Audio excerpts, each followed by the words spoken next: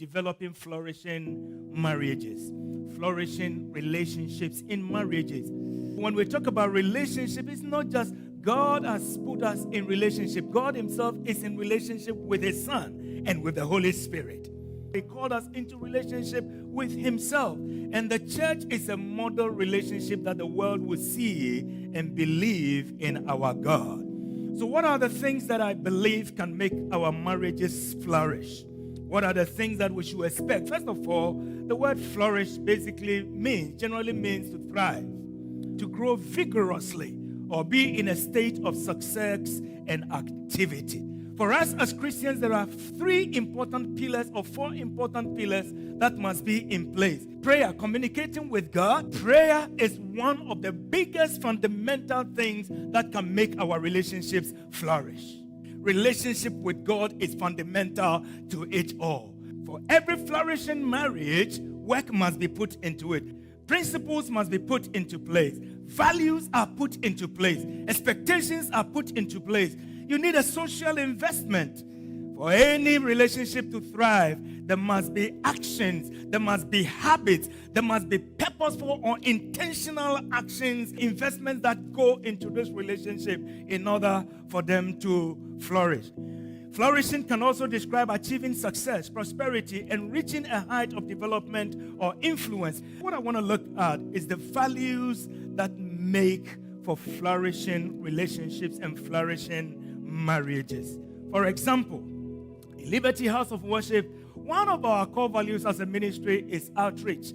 We believe that people matter to God and therefore must matter to us. We also believe in doctrinal purity and cultural relevancy. We believe that effective God-honoring churches must always be doctrinally pure first, and then at the same time carry out their ministries in culturally relevant ways.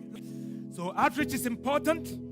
Doctrinal purity is important. One of our core values is excellence. We believe that excellence matters because it honors God and inspires people. In your marriage, you must seek excellence. You must seek excellence. Excellence in relating, excellent in communicating, excellent in serving one another, excellent in supporting, excellent in being emotionally present, excellent in listening, excellent in everything.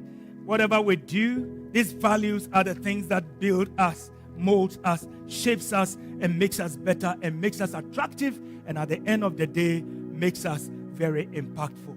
Family values are beliefs, ethics, priorities, and worldviews shared by each family member. Structures and values are important in making any relationship thrive.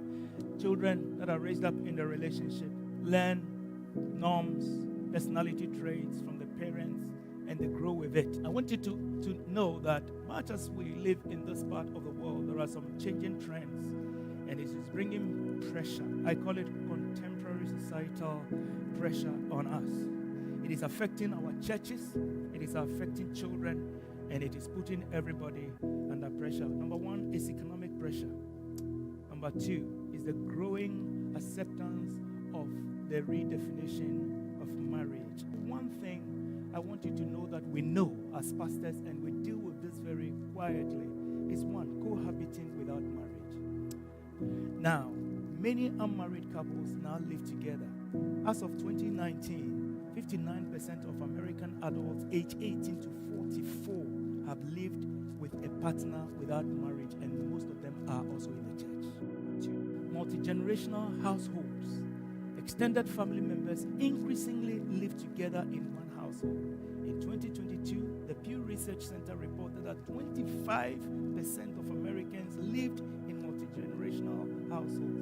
Reasons for multi-generational cohabitation include cultural norms and financial security. The third one is rise of child-free adults. The birth rate in the United States has declined in recent years, and many people embrace child-free lifestyles. In the 2023 Pew Research Center survey, 57% of American adults under the age of 50 reported that it is not too likely or not at all likely that they will have children. The number rose to 10% in 2019.